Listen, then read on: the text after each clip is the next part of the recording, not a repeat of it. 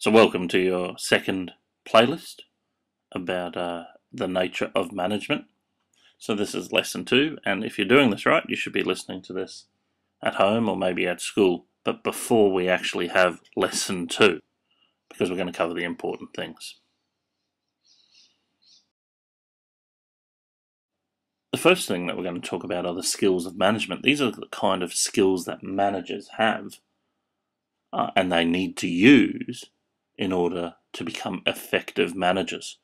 Now, if you remember rightly, effective managers are managers who meet the required targets. They get things done. It's not to be confused with efficient managers who do things without excess waste. Anyway, the first skill that a manager needs is that they need to be interpersonal. What that means is it's pretty straightforward. It means that they need to be able to relate to people in lots of different ways. They need to be able to communicate a vision. They need to be able to motivate people. They need to listen to their employees. They also need to supervise their employees and be able to discipline them effectively if the case requires that.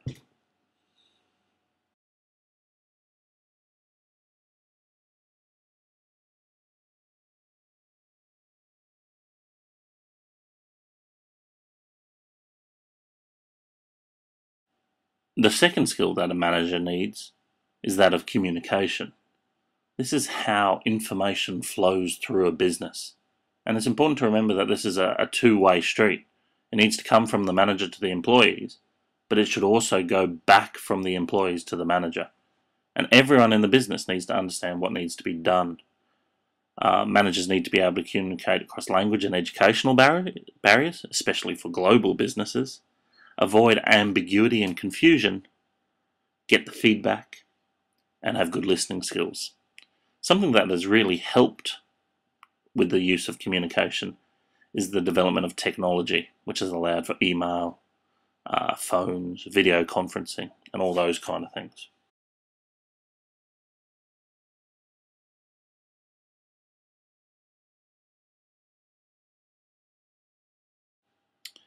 The third skill of management that a manager needs is this idea of strategic thinking. The business world is turbulent, it is dynamic, and it is constantly changing. That means that managers need to take all that information into account and come up with a long-term plan. And that's what we mean when we talk about strategic thinking. It's an uncertain environment. It's not just a simple plan with a clear end result. But managers have to think about what will happen if this happens. What will I do if this happens? We call that factoring in contingencies, and also developing strategies for a changing business environment.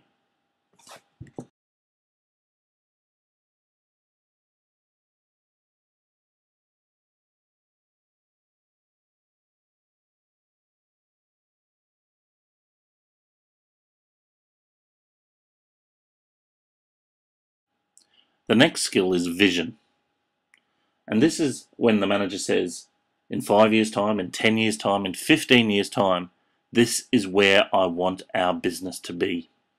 It's important to take into account short, medium, and long-term plans, and often vision is usually associated with the ideal. What is the perfect result for the business if everything goes perfectly? They call this blue sky thinking. But the most important part is turning this vision into words and using that communication skill so that all stakeholders, employees, shareholders, everyone else can understand what is meant by this.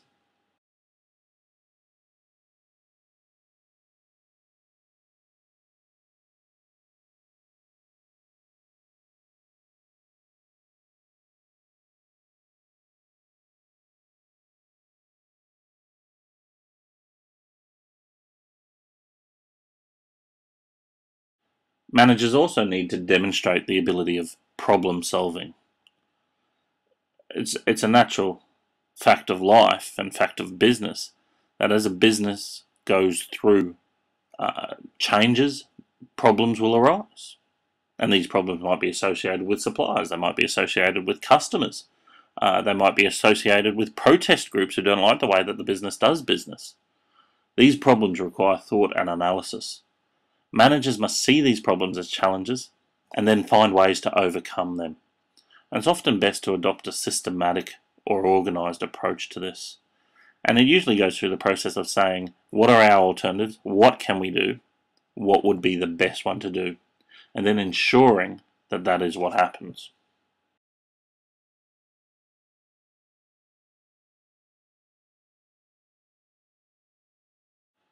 Another skill, and it's closely linked to problem solving, is decision making.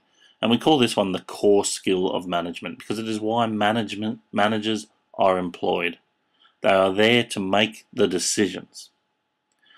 And the quality of the decisions they make goes a long way towards contributing to what kind of managers they are.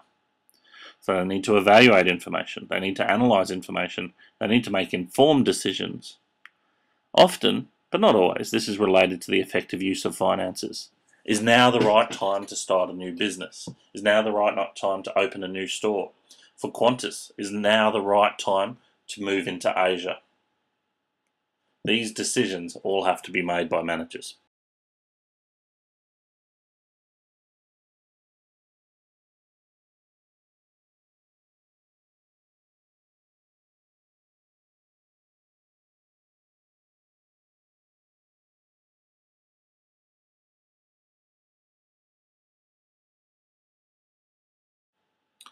Another skill of management, we're almost at the end now, is flexibility. Flexibility is kind of tricky. We're not talking about your flexibility of a dancer. We're talking about whether that they can put into place systems and procedures that will allow the business to respond quickly to changes. So we've talked about the external and internal influences upon a business. So things like technological changes, social changes, cultural changes. Businesses need to plan and be ready to change to meet those changes, to be ready to face them.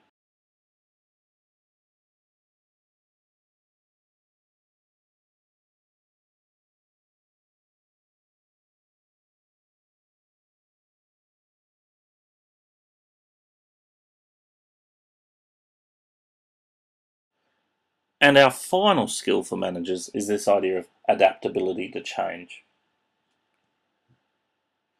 Sometimes customers have different wants.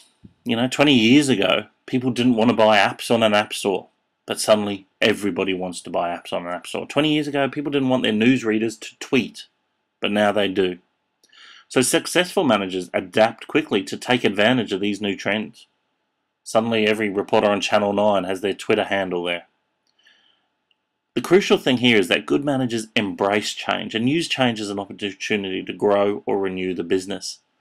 Employees are often scared of change, so a good manager needs to use all their skills to communicate the benefits of that change, as well as to ensure that the changes that take place in the business are successful.